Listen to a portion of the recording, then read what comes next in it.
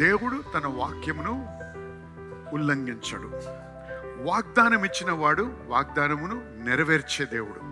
తన వాక్యము తను పలికిన మాట నీకు వ్యతిరేకముగా చేసే దేవుడు కాదు. కాబట్టి ఏది నేను అడుగుతున్నా సరే అది దేవుడు తన వాక్యంలో స్థిరపరిచినట్టయితే అది నేను పొందుతాను, పొంది ఉన్నాను అనే విశ్వాసం మనకు అవసరం.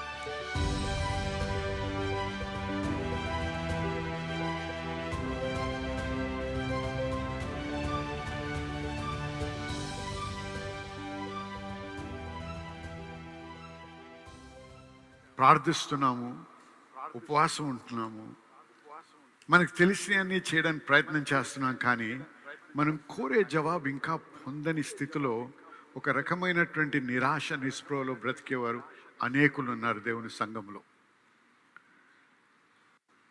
మరి కొన్ని విషయాలు గమనించాలి. ఎందుకు నా ప్రార్థనకి జవాబు రావటం లేదు? అనేక విషయాలు ఉండొచ్చు, కానీ అనేక విషయాల్ని మనం దర్శించలేము ఈరోజు. కానీ ఒక అంశం గురించి మాట్లాడదాం. దేవుడిచ్చిన వాగ్దానాలు. మనం ప్రార్థన చేసినప్పుడల్లా మన ప్రార్థనకి జవాబు రావాలంటే ప్రాముఖ్యంగా మనం తెలుసుకోవాల్సింది ఏంటంటే ఆ జవాబు దేవుని యొక్క వాగ్దానం పైన, దేవుడు మనతో చేసిన నిబంధన పైన ఆధారపడినటువంటి వాక్యంపై నిలబడి ఉండాలి. మనం ఏది కోరినా దేవుడు ఇస్తానన్న వాగ్దానము, ఆ వాగ్దానం దేని మీద ఆధారపడింది? ఆయన మనతో చేసినటువంటి నిబంధనపై ఆధారపడి ఉంది. కాబట్టి మనం ఏది అడిగినా తన చిత్త ప్రకారం అడిగినప్పుడు దేవుడు ఖచ్చితంగా ఇస్తానని వాగ్దానం ఇచ్చాడు. అది నిజమైతే ఆమేనండి. కాబట్టి మనం ఏదైనా దేవుని దగ్గర అడిగినప్పుడు, ఏదైనా దేవుని నుంచి మనం పొందాలని ఆశించినప్పుడు మొట్టమొదట మనం అడిగేటువంటి అంశము, మనము కోరేటువంటి అంశము దేవుని చిత్త ప్రకారంగా ఉందా లేదా అనేది ముందుగా స్థిరపరచుకోవాలి. వాక్యము తెలియకపోతే, వాక్య జ్ఞానము లేకపోతే మనం అడుగుతుంటాం, కానీ దేవుడు మనకి అది అనుగ్రహించబద్ధుడై ఉన్నటువంటి నమ్మకం మన హృదయంలో ఉండదు. వాగ్దానం ఇచ్చినట్టయితే దేవుడు తన వాక్యానికి బద్ధుడై ఉన్నాడు, కాబట్టి ఖచ్చితంగా నెరవేర్చాల్సినటువంటి బాధ్యత అనే పైన ఉంది. ఆమేనండి. ఈ నమ్మకం, ఈ విశ్వాసం ముందుగా మనం స్థిరపరచబడి ఉండాలి. దేవుడు తన వాక్యమును ఉల్లంఘించడు. వాగ్దానం ఇచ్చిన వాడు వాగ్దానమును నెరవేర్చే దేవుడు. తన వాక్యము తను పలికిన మాట నీకు వ్యతిరేకముగా చేసే దేవుడు కాదు. కాబట్టి ఏది నేను అడుగుతున్నా సరే అది దేవుడు తన వాక్యంలో స్థిరపరిచినట్టయితే అది నేను పొందుతాను, పొంది ఉన్నాను అనే విశ్వాసం మనకు అవసరం. ఇంకొక విషయం ఏంటంటే మనం అడిగిన వెంటనే కొన్ని జరుగుతాయి, కొన్ని వెంటనే జరగవు. ఎందుకు జరగవు అనే ప్రశ్న మనకు ఉండొచ్చు. ఎందుకంటే దేవుడు మనం అడిగిన దానికి జవాబు ఇవ్వడానికి బద్ధుడై ఉన్నా, ఇవ్వాలని ఆశిస్తున్నా, అది అనుగ్రహించే దానికి మన గుణశీలత, మన ఎదుగుదల పైన ఆయన ఎక్కువ ఆశిస్తాడు. అందుకే కొన్ని ఆలస్యం చేస్తాడు. మన మీద ఉన్న ప్రేమను బట్టి మనకు అది సమయంకు ముందే అనుగ్రహించినట్టయితే ఏదైతే మనం అనుగ్రహిస్తాడో అదే మనల్ని నాశనం చేయగలదు. ఉదాహరణకి మీకు మరి తల్లిదండ్రులకు తెలుసు, మీరు గొప్పవారు ఉండవచ్చు, మంచి కారు ఉండవచ్చు. మీ కుమారుడు 7 ఏళ్ళ వయస్సు లేకపోతే 8 ఏళ్ళ వయస్సు ఉండవచ్చు. వాడంటే చాలా ఇష్టం. వాడికి ఏమని ఉంటుంది? నా తండ్రి కారు నేను నడిపించాలని ఆశ ఉంటుంది. అవునా అండి? ఉంటుందా లేదా? కాబట్టి వాడు వచ్చి పోరు పడతాడు. నువ్వు నన్ను ప్రేమిస్తే నాకు తాళాలు ఇవ్వు, నాకు కీస్ ఇవ్వు, నేను నడిపించాలండి. ఇస్తారా? ఎవరన్నా ఇస్తారా? ఎందుకు ఇవ్వరు? ప్రేమ లేక కాదు. ఎందుకంటే అది వాడి చేతికి ఇస్తే దాని వలన వాడికి ప్రాణ ఆటంకం ఉంది, హాని జరుగుతుందని, అపాయం జరుగుతుందని ఆయనకి తెలుసు. కాబట్టి ఆలస్యం చేస్తాడు. ఎందుకు ఆలస్యం చేస్తున్నాడు?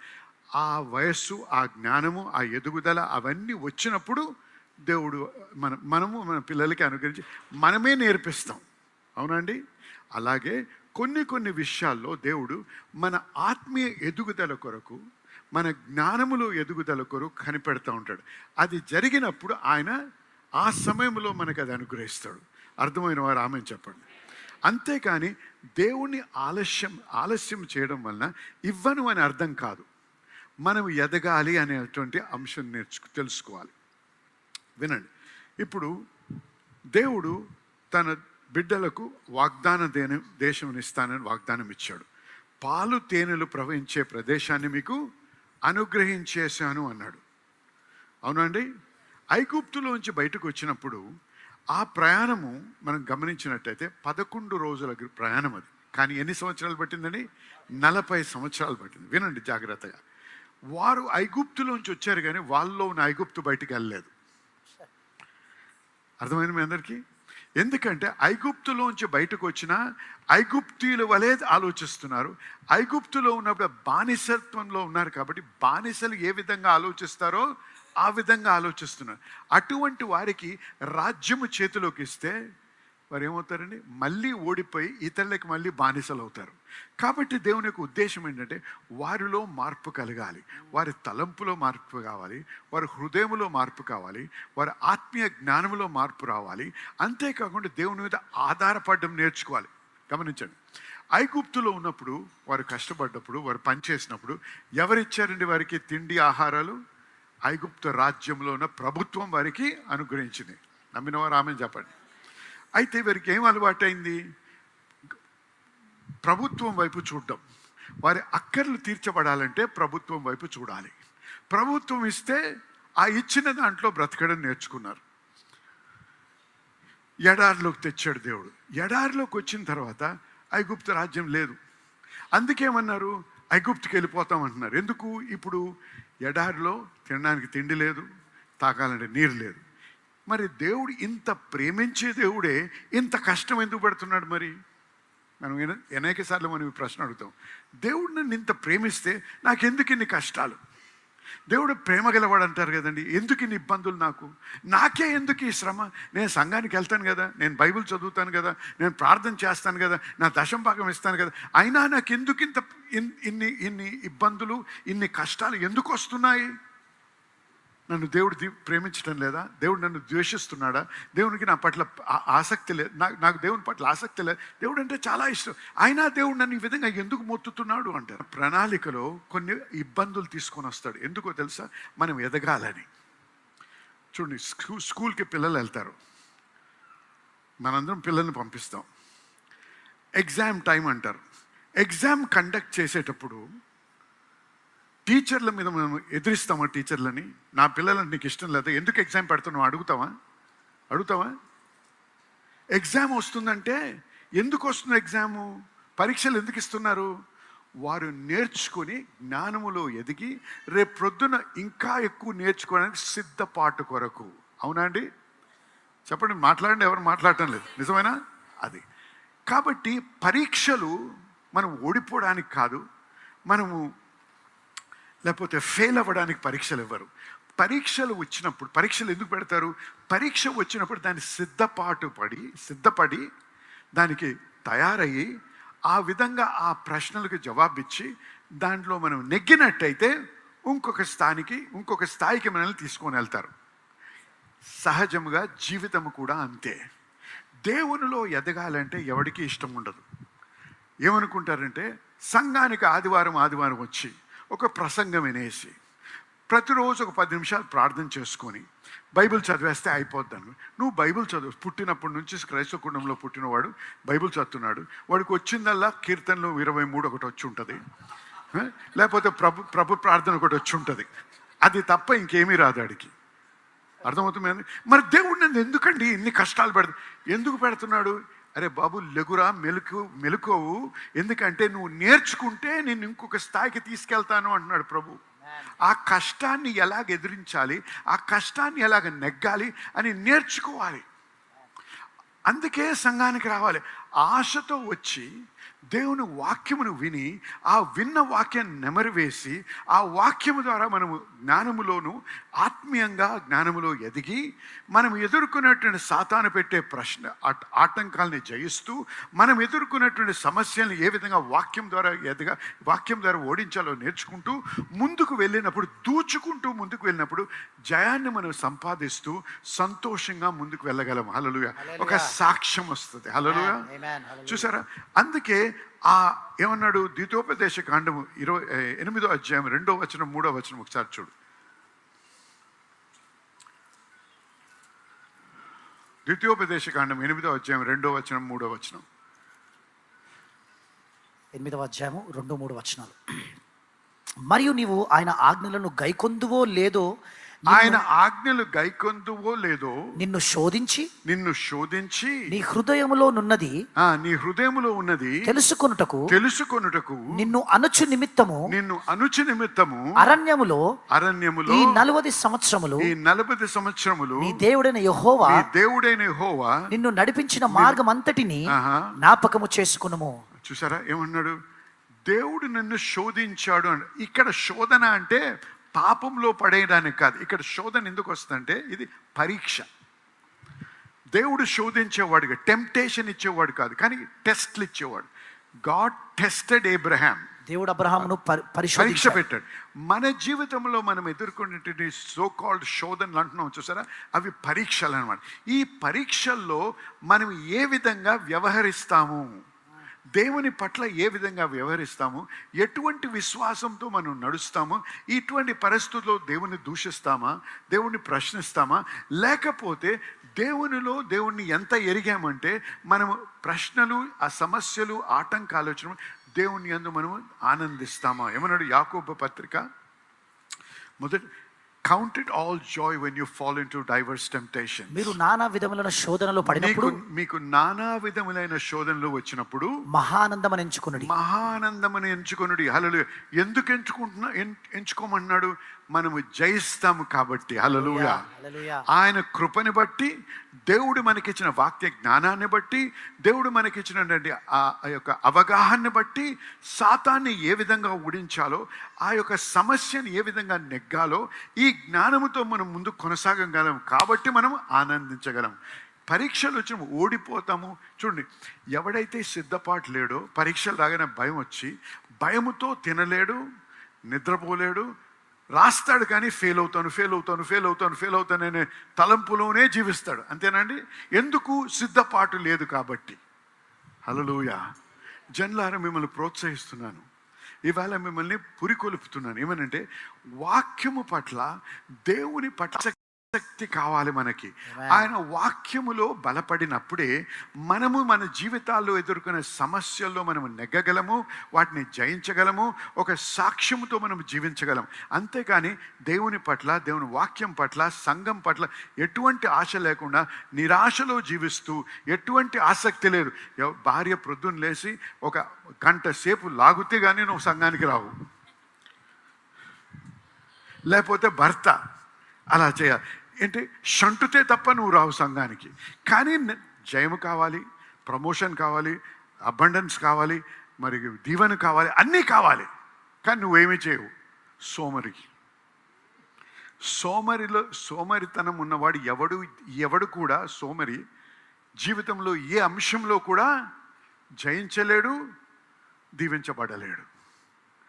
ఆత్మీయ సోమరితనం నుంచి నువ్వు బయటికి రావాలి. హల్లెలూయా. ఆమేన్. ఆత్మీయ సోమరితనం నుంచి బయటికి రావు అంటే నాకు ఆసక్తి అవసరం. ప్రార్థన చేయడానికి ఇప్పుడు చూడండి, ఆదివారం వచ్చాడు ఇక్కడ ఈ క్యాంపస్లో ప్రార్థన కానీ ఇంతమంది రారు. తెలిసిన సంగతే కదండి, ఇది ఒక ఫ్యాక్ట్, మనకు తెలుసు. రారు. ఎందుకు? ఆసక్తి లేదు. అదే వాడికి క్యాన్సర్ అనండి, పిలవక ముందే వస్తాడు. గమనించండి, పరీక్ష వచ్చిన తర్వాత సిద్ధపాటు పనికిరాదు. సిద్ధపాటు ఎప్పుడు అవ్వాలి? పరీక్షకు ముందే. కానీ మనం అందరం ఏం చేస్తాం? సమస్య వచ్చిన తర్వాత ప్రార్థన ఎక్కువ చేస్తాం. సమస్యకు ముందే ప్రార్థన చేయాలి. సమస్య రాకముందే సిద్ధపడి ఉండాలి. వాక్యములో దేవునితో ఉన్న అన్యోన్యతలో, మరి ప్రార్థనలో కూడా. ఇంతవరకు విన్నటువంటి వాక్యంని బట్టి మీరు ఎంతగానో దీవించి ఆశీర్వదించబడ్డారని నమ్ముతున్నా. మరి మన దేవుడి యొక్క వాక్యం చూసినట్లయితే దేవునికి అసాధ్యమైనది ఏదీ లేదు. మనము అనేక కష్టాలు, లేకపోతే అనారోగ్యాలు, లేకపోతే అనేక అవకతవకలు ఎదుర్కొంటా ఉంటాం. మన దేవుడు అద్భుతాలు చేసే దేవుడు కాబట్టి మీ కొరకు, మీ స్వస్థత కొరకు, మీ యొక్క ఇబ్బంది నుంచి విడుదల కోసం ప్రార్థించాలని ఆశిస్తున్నా. దయచేసి నాతో ఏకీభవించేటప్పుడు మీ చేయి ఒకటి కివి మీద పెట్టండి, ఒక చేయి మీకు ఎక్కడ బాధ ఉందో అక్కడ పెట్టండి. లేకపోతే కోర్టు కేసు అయితే ఆ పేపర్ తంటి ఆ పేపర్ మీరు చేయబెట్టండి. లేకపోతే ఇంకేదైనా అంశం అయితే దాని విషయంలో మీరు చేయించండి. ఇదంతా ఏంటంటే మనం విశ్వాసాన్ని విడుదల చేసే పద్ధతి. అంతేగాని టీవీలో శక్తి ఉందని కానీ, టీవీలో బలం ఉందని కానీ చెప్పడం కాదు. కానీ మన విశ్వాసాన్ని విడుదల చేసి విశ్వాసం ముందుకెళ్ళడానికి మార్గం. కాబట్టి దయచేసి నాతో ఏకీభవించని ప్రార్థించాలి. ఎందుకంటే అనేకమైన సాక్ష్యాలు వింటున్నాం. ఈ విధంగా ప్రార్థించినప్పుడు మరి దేవుని యొక్క కృపను బట్టి వంకరగా ఉన్న కాళ్ళు సరిగ్గా అదైతే కాకుండా ఎంతో కాలం నుంచి మరి బ్లాడర్లో ఉన్నటువంటి ప్రాబ్లం నుంచి ఒక వ్యక్తి సంపూర్ణంగా స్వస్థపరచబడ్డాడు. క్యాన్సర్ నుంచి, ఎయిడ్స్ నుంచి, రకరకాల రుగ్మతల నుంచి విడుదల పొందిన వారు సాక్ష్యాలు మేము వింటా ఉన్నాం. కాబట్టి ఈరోజు ఇది మీ తరుణం, ఇది మీ సమయం, మీరు స్వస్థపరచబడే సమయం. కాబట్టి దయచేసి నాతో ఏకీభవించే పరిశుద్ధ దేవుడు మీకు పొందాచరిస్తున్నా. ఈ బిడ్డలో ఒక విశ్వాసాన్ని బట్టి వారు ప్రార్థిస్తుండగా వారితో నేను ఏకీభవిస్తున్నా. మరి ఈ సమయంలో వారుకునే ఇబ్బందుల నుంచి వారు విడుదల అనుగ్రహించండి. ప్రతి విధమైనటువంటి రుగ్మత నుంచి, ప్రతి విధమైన ఆరోగ్యం నుంచి, ప్రతి విధమైనటువంటి సాతాను బంధకం నుంచి వారికి విడుదల కలుగును గాక యేసు నామములో. ప్రభువా, చర్మ వ్యాధి, కిడ్నీ ప్రాబ్లం అవ్వచ్చు, లేకపోతే హార్ట్ ప్రాబ్లం అవ్వచ్చు, లేకపోతే ఏదైనా సరే యేసు నామములో దాన్ని గంధిస్తున్నాం ప్రభా. నాయన అది వర్టిగో అవ్వచ్చు, లేకపోతే మరి కాన్స్టెంట్ తలనొప్పులు అవ్వచ్చు. ఏదైతే నేను ప్రభా మీరు స్వస్థపరిచే యెహోవా ప్రభా, మీరు మాకు స్వస్థత అనుగ్రహించే యెహోవా రాఫా నాయన. కాబట్టి మీ పేరిట మీ నామంలో ప్రార్థిస్తున్నాను ఆయన.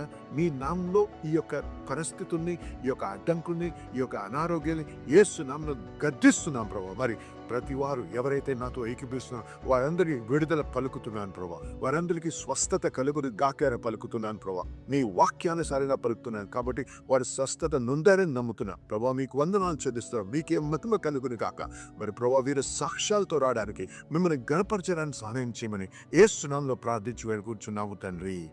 ఆమేన్. దయచేసి వినండి. ప్రార్థించాం, నమ్మండి. ప్రార్థించినప్పుడు మీరు పొంది ఉన్నారని నమ్ముడి అన్నారు ప్రభు. నమ్మండి, దేవుని స్తుతించండి. ఆ నొప్పులు ఇంకా ఉండొచ్చు, కానీ అవి ఖచ్చితంగా మీరు మార్పు చూస్తారు.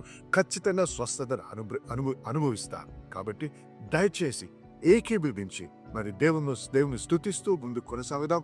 మీరు స్వస్థపరిచి ఆ స్వస్థత పొందిన తర్వాత, ఆ విడుదల పొందిన తర్వాత, ఆ యొక్క ఉద్యోగం పొందిన తర్వాత, ఆ యొక్క సమస్యకు పరిష్కారం పొందిన తర్వాత దయచేసి మాతో మీ యొక్క సాక్ష్యం పంచుకోండి. మీతో కలిసి మేము సంతోషించాలని, దేవుని కనపరచాలని ఆశిస్తున్నాం. దేవుని మేము బహుగా దీవించుగాక. ఆమేన్.